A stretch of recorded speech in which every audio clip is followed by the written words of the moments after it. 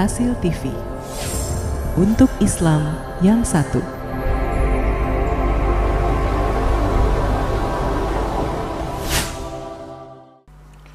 Radio Silaturahim untuk Islam yang satu, untuk Indonesia bersatu. Ikhwan dan akhwat, masih dalam program Mimbar Rasil di malam hari ini bersama Ustadz Abdi Kurnia, dan tema kita mengenang tokoh pemersatu umat Kiai Haji Hasyim Muzadi. Assalamualaikum warahmatullahi wabarakatuh. Waalaikumsalam warahmatullahi wabarakatuh. Pelajaran apa yang bisa diambil dari perjalanan Kiai Haji Hasyim Muzadi ketika beliau pernah maju menjadi wakil presiden, mendampingi Megawati dalam Pilpres 2004. Ini ada Bapak Taufik di Jakarta Timur. Ia juga ingin bertanya, sedih jika ulama jadi korban politik. Teringat Kiai Haji Zainuddin MZ yang juga pernah terjun ke politik. Politik yang dimaknakan oleh Abah Hasyim Muzadi itu bukan politik mencari kekuasaan. Itu yang perlu digarisbawahi. Bukan kekuasaan. Ya, politik bukan untuk mencari kekuasaan. Ya, meskipun pada akhirnya memang politik selalu bersinggungan dengan kekuasaan. Abah Hasyim Muzadi pada tahun 2004 beliau menerima pinangan dari Ibu Megawati Soekarno Putri untuk menjadi calon wakil presiden. Kenapa? Saya juga pernah bertanya seperti itu, tapi kalau saya jawab sepertinya ada hal-hal yang kurang etis saya sampaikan di sini karena ini berkaitan dengan pribadi dari seseorang. Iya. Tetapi secara garis besar beliau ingin mengatakan bahwa dalam setiap pertarungan kekuasaan itu selalu ada yang dikorbankan. Yang dikorbankan itu biasanya adalah kepentingan orang banyak atau kepentingan rakyat. Nah, beliau mengatakan bahwa Ibu Megawati mempunyai pandangan atau visi kenegaraan dan kebangsaan yang bagus pada saat itu.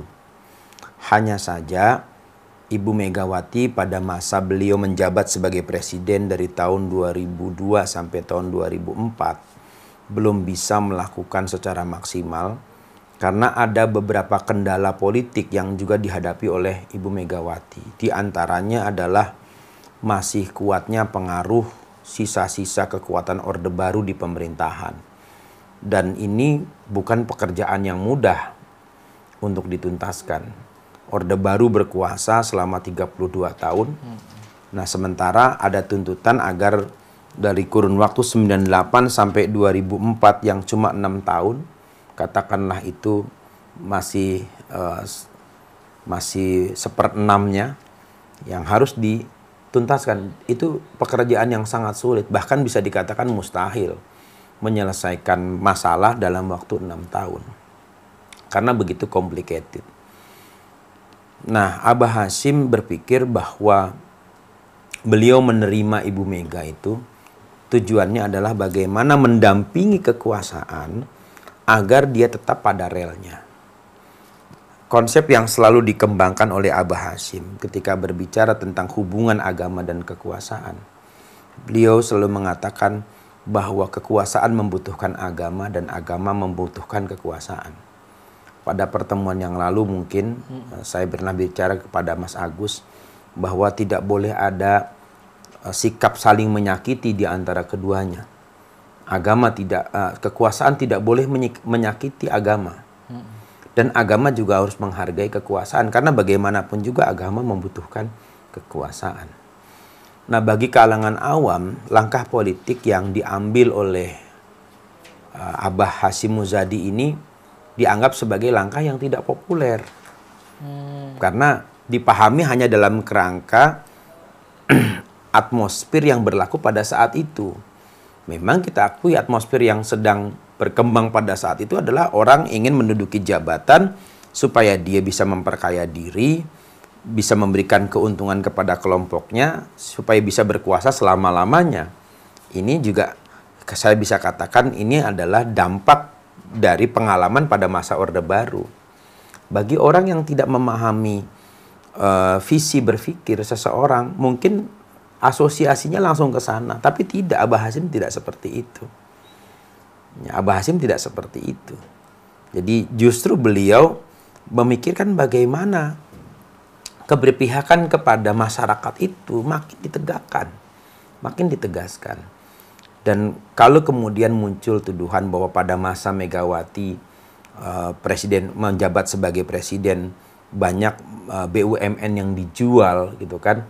Ini kan dalam rangka penyelamatan keuangan negara.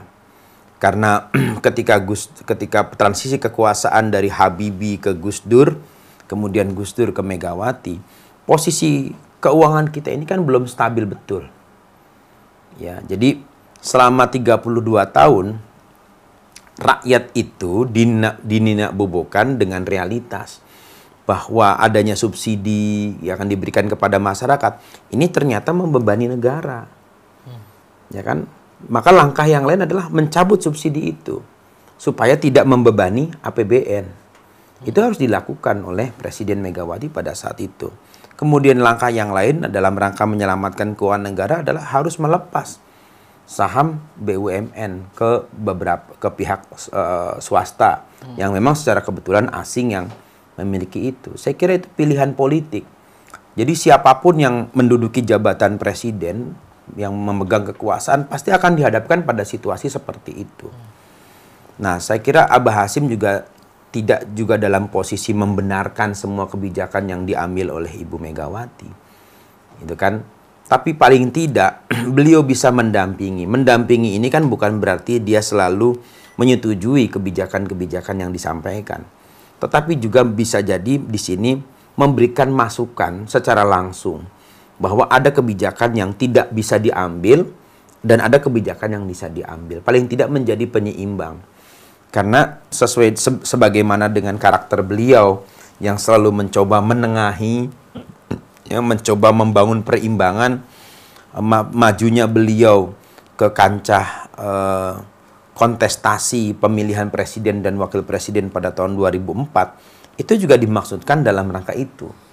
Ya kan, dalam rangka membangun keseimbangan, membangun equilibrium.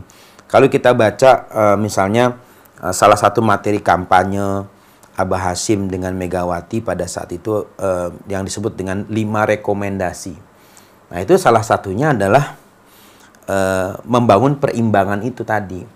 Lalu kemudian kalau kita baca dari teks kampanye yang diusung pada tahun 2004. Ya, itu kan tema yang diambil dari Abah Hasim sendiri, yaitu memperkuat yang benar, bukan membenarkan yang kuat. Nah, semangat itu yang terus dibawa sampai wafatnya beliau. Memperkuat yang benar, bukan membenarkan yang kuat. Saya kira begitu. Itu jawaban untuk pertanyaan kenapa Abah Hasim mau maju menjadi cawapres. Nah, kalau dikaitkan dengan manuver yang dilakukan oleh almarhum Kiai Zainuddin MZ, ini berbeda jauh. Karena Abah Hasim tidak pernah mempunyai cita-cita mendirikan partai politik. Ini jelas berbeda, gitu kan? Ini jelas berbeda. Kalau kontestasi melalui partai politik, ya tentu energinya lebih banyak terkuras kepada energi politik. Tapi kalau keterlibatan dalam kontestasi pemilihan presiden dan wakil presiden, apalagi posisi beliau sebagai cawapres, itu tidak seperti seorang ketua partai, itu berbeda sekali. Dan yang perlu diketahui oleh masyarakat banyak adalah bahwa pada tahun 2014 muncul usulan agar Abah Hasim mau bersedia dicalonkan sebagai Ketua Umum Partai Persatuan Pembangunan. Beliau tidak mau. Padahal beliau pada tahun 71 adalah Ketua DPW Partai Persatuan Pembangunan untuk wilayah Jawa Timur. Ya, tahun 71. Jadi beliau itu adalah Ketua DPW P3 Jawa Timur. Dan itu beliau tinggalkan. Gitu. Beliau memang lebih nyaman menjadi seorang ulama yang... Iya, jadi kalau beliau selalu katakan kepada di berbagai kesempatan, termasuk juga kepada saya dalam beberapa kesempatan dialog atau diskusi, beliau katakan bahwa politik yang diusung ini adalah politik adiluhur. Jadi bukan politik semata-mata mencari posisi, mencari jabatan, bukan itu. Ya kan? Bahkan pada tahun 2009 ketika beliau ditawari jabatan posisi menteri oleh Presiden SBY, beliau menolak. jabatan itu. Kenapa gitu kan? Karena memang beliau tidak pernah punya ambisi terhadap jabatan. Begitu. Jadi, nah kalau pertanyaannya, loh, tapi kenapa mau jadi cawapres? Itu persoalan yang lain. Iya. Ya kan? Itu berbeda dengan persoalan sekedar mendapatkan jabatan. Karena kan ada yang gagal dia jadi presiden dan cawapres, tapi jadi menteri dia mau, kan begitu kan ada. Atau jadi ketua DPR dia mau. Kalau Abah Hasyim enggak mau, karena memang bukan jabatan yang dicari oleh beliau. Dan beliau juga sudah memperkirakan bahwa beliau akan kalah. Nah, gitu kan, bahwa beliau akan kalah. Nah, ini kan yang unik gitu kan. Artinya maju sudah tahu kalau beliau pasti kalah gitu. Wallahu alam. Baik, Ustaz. Demikian untuk pertanyaan dari hamba Allah yang bertanya via WhatsApp. Kita ke Karawang, Ustaz, ada Bapak Endang. Assalamualaikum warahmatullahi wabarakatuh. Waalaikumsalam warahmatullahi wabarakatuh. Ustaz, mohon penjelasan mengapa sikap ulama NU sangat kooperatif dengan non-muslim. Nah, ini. Pertanyaannya begini, kooperatif itu dalam konteks apa dulu, kan begitu. Kalau saya melihat bukan persoalan kooperatif gitu kan. Kooperatif itu kan artinya dia mau bekerja sama dalam banyak hal. Tapi beda dengan yang namanya kompromis. Kompromis itu kan ada titik-titik tertentu di mana mereka bisa ketemu dan ada titik-titik tertentu di mana mereka tidak bisa bertemu. Jadi dalam konteks politik misalnya ada hal-hal yang memang bisa dikompromikan. Gitu kan? Ada hal-hal yang bisa dikompromikan dan ada hal-hal juga yang tidak bisa dikompromikan. Nah, saya kira mungkin ini yang perlu kita pahami dulu, latar belakangnya apa yang menjadi dasar pemikiran ulama-ulama NU, misalnya terlihat lebih lunak gitu kan, terlihat lebih lunak terhadap non-muslim, ya kan. Ini sering pertanyaan ini disampaikan kepada saya. Kalau saya jawabannya sederhana. Kalau masalah itu bisa selesai dengan dialog, kenapa harus ngotot gitu saja? Ya kan? Iya, Ustaz. Ya, jadi kalau masalah itu bisa selesai dengan dialog, kenapa harus pakai pentungan gitu kan?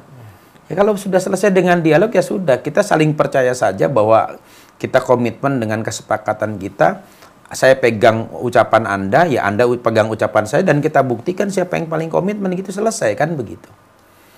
Ya kan? Kalau dikatakan kooperatif, artinya kan kooperatif itu kan artinya mau bekerja sama dalam banyak hal, kan ternyata tidak seperti itu.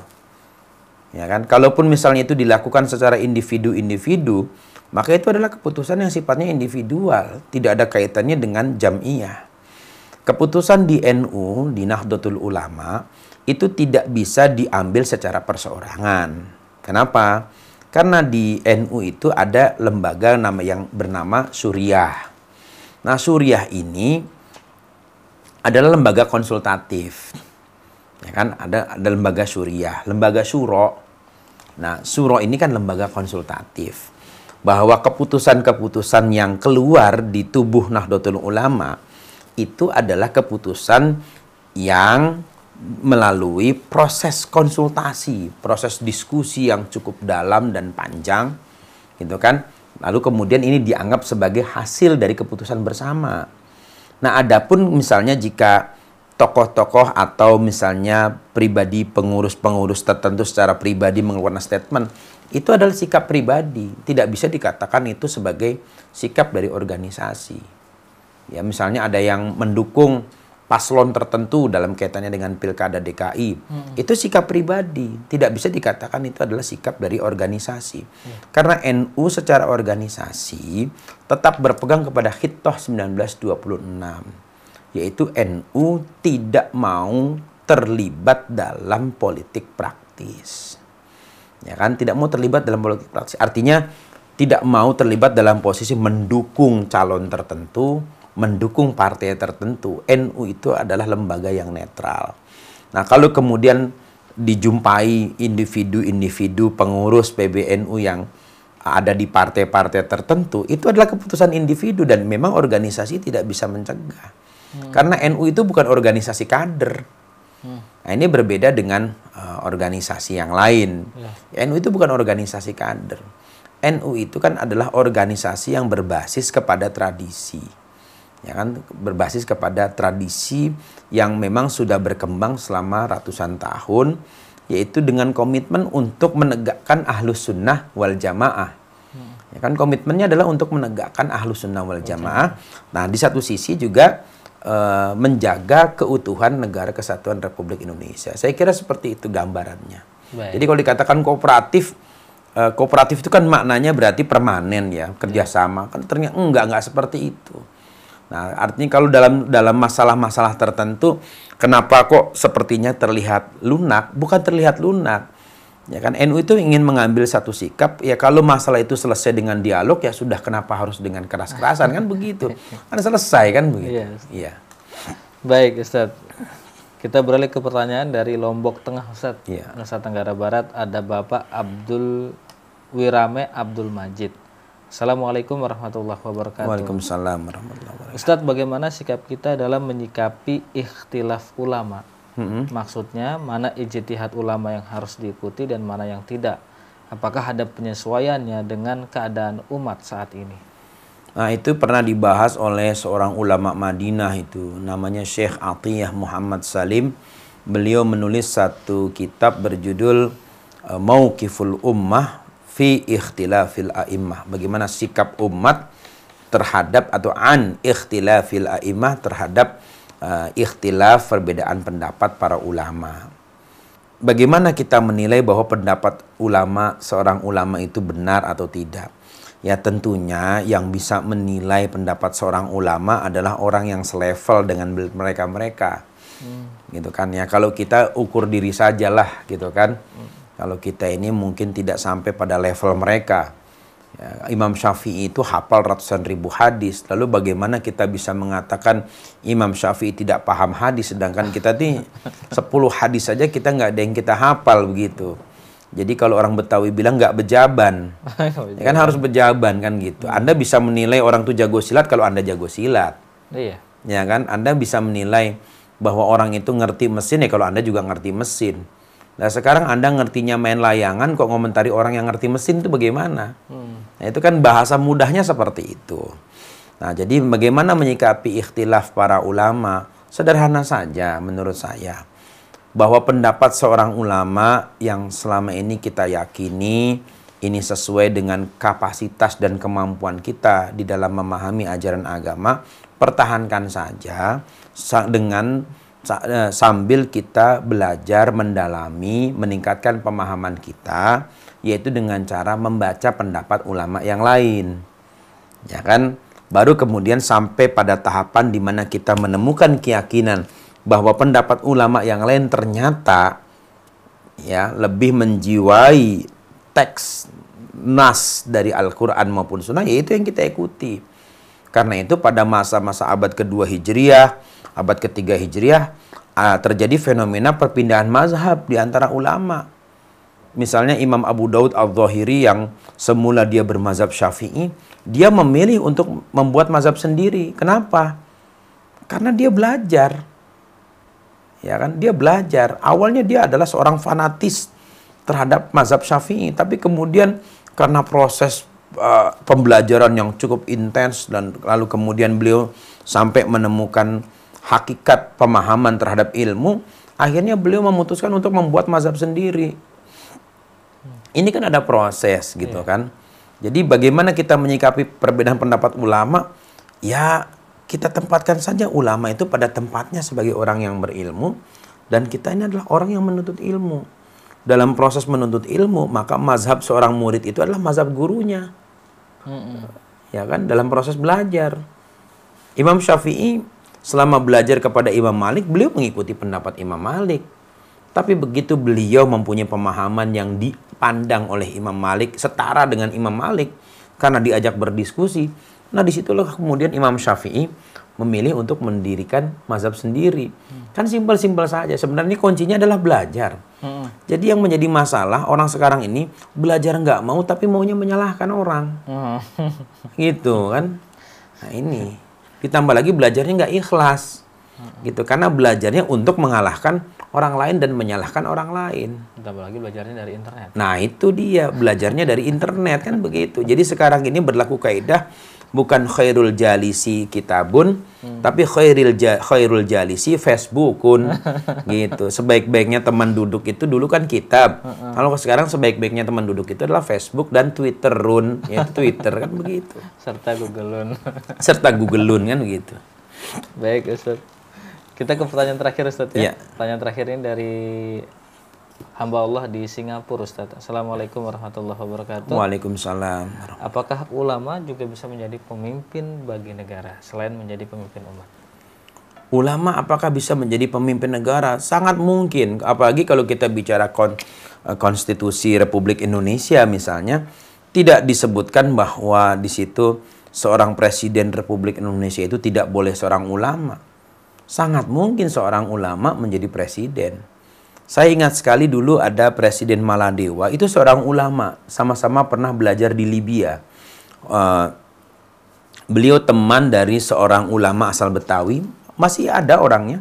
Ulama Betawi ini yaitu Kiai Abdul Azim Abdullah Suhaimi, MA. Beliau adalah ulama Betawi, orang Indonesia pertama yang menulis tesis tentang pengaruh politik Zionisme terhadap dunia Islam. Itu orang Betawi. Tesisnya disampaikan di Libya. Nah, beliau berusia sekarang kurang lebih 86 tahun. Kiai Abdul Azim Abdullah Suhaimi. Ini orang sudah sepuh nih, ini juga harus dirawat. Ya kan? Ini ulama, alim, seorang alim. Beliau pernah mengatakan bahwa ada teman saya kuliah ini, katanya sama-sama belajar syariah, ulama juga jadi presiden di Maladewa. Itu satu bukti. Seorang ulama bisa menjadi pemimpin negara, jadi presiden di Maladewa, di Maldives. Ya, Maladewa itu satu negara yang berada di anak benua India, ya, tapi negara itu Muslim. Maladewa itu, Maldives, tempatnya indah, ya, Maladewa ada. Jadi boleh saja seorang ulama dia menjadi presiden. Kenapa tidak? Dan kita merindukan misalnya ada seorang kiai, seorang ustadz, seorang syekh, dia menjadi presiden terutama untuk Indonesia. Dan betapa indahnya pemandangan sholat Jumat kalau khotibnya itu Presiden Republik Indonesia. Di Masjid Istiqlal, Masjid Negara. Ya kan, setiap Jumat beliau menyampaikan khutbah, gitu kan, menyampaikan khutbah di depan umat, di depan rakyatnya. Ya, menasehati dirinya sendiri tentang ketakwaan kepada Allah, sama-sama menjalankan komitmen ketakwaan dan keimanan bersama warganya. Wah, subhanallah, ini akan menjadi baldatun thayyibatun wa rabbun ghafur. Amin. Ya, saya kira begitu, boleh-boleh saja. Kenapa tidak? Baik. Ya, insya Allah 2019 kita ketemu presiden yang ulama. Amin. Amin. Amin. Ya Allah. Amin. Baik, demikian hamba Allah di Singapura, dan pertanyaan dari hamba Allah di Singapura menjadi pertanyaan kami yang terakhir. Baik Ustadz, kita sudah berada di penghujung acara. Iya. Dan sebelum berpisah, kesimpulan apa yang bisa disampaikan dalam program yang berhasil dalam tema mengenang Kiai Haji Hasyim Muzadi? Iya, jadi kesimpulan yang bisa kita ambil dari pembicaraan kita selama kurang lebih 1 jam ini adalah yang pertama, mari kita kembalikan kodrat umat ini kepada kodrat yang telah Allah tetapkan, yaitu sebagai ummatan wasaton, umat yang moderat. Moderat ini menurut penjelasan Kiai Afifuddin Muhajir adalah tidak berada di posisi 2 ekstrim, tapi berada di tengah-tengah. Ya, tidak berada di ekstrim kanan dan tidak berada di ekstrim kiri. Kemudian yang ketiga, terkait dengan wafatnya guru bangsa, ya, ulama umat, Abah Kiai Haji Hasyim Muzadi, yang bisa kita ambil dari pelajaran beliau adalah bahwa ada ilmu yang mendatangkan hidayah, ada ilmu yang tidak mendatangkan hidayah. Karena itulah ilmu yang mendatangkan hidayah adalah ilmu yang mendorong pemegangnya untuk selalu bersikap benar dan mendukung kebenaran. Tapi sebaliknya, ilmu yang tidak mendatangkan hidayah itu tidak akan mendorong pemegang ilmunya untuk bersikap benar dan berpihak kepada kebenaran. Nah, ini yang saya kira mesti dipahami oleh banyak umat Islam. Karena akhir-akhir ini kita melihat kecenderungan orang menuntut ilmu agama semata-mata agar orang itu melihat dirinya sebagai orang soleh dan orang pintar. Sehingga pada akhirnya ilmu agama tidak lagi menjadi ilmu yang bisa mendamaikan di antara sesama umat, tapi justru membangun keresahan di antara sesama umat. Ini yang kita sayangkan. Yes. Saya kira begitu kesimpulan dari pembicaraan kita pada malam ini, dan masih banyak lagi hikmah-hikmah yang disampaikan oleh guru bangsa ulama kita Kiai Haji Hasyim Muzadi. Dan ini bukan cuma saya saja yang mendengar, tetapi kawan-kawan yang lain, orang-orang dekat beliau, orang-orang terdekat beliau tentu mempunyai wawasan atau pandangan yang lebih luas lagi tentang sosok guru bangsa dan ulama umat Kiai Haji Hasyim Muzadi. Baik. Terima kasih Ustaz Abdi. Sama-sama. Baik ikhwan dan akhwat yang dirahmati Allah Subhanahu wa taala, demikian program yang berhasil kami di malam hari ini. Kru yang bertugas saya Abi Agus, Atep, Jawir Zulfikar, dan juga Rosid, serta produser kami Angga Minuddin undur diri. Billahi taufiq wal hidayah. Wassalamualaikum warahmatullahi wabarakatuh.